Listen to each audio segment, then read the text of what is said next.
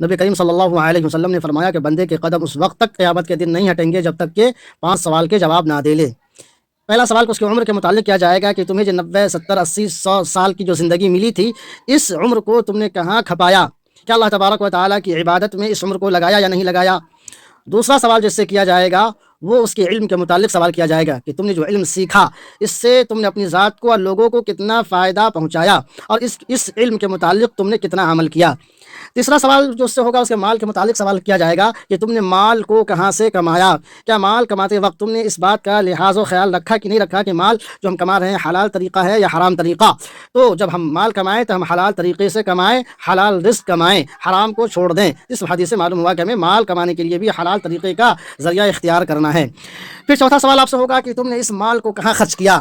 کیا اس مال کو خرچ اللہ تبارک و تعالیٰ کی خوشنودی میں کیا یا نہیں کیا، یا اس راستے میں خرچ کیا یا نہیں کیا جس سے اللہ تبارک و تعالیٰ کی خوشنودی حاصل کی جاتی ہے، جس سے اللہ تبارک و تعالیٰ خوش ہوتا ہے۔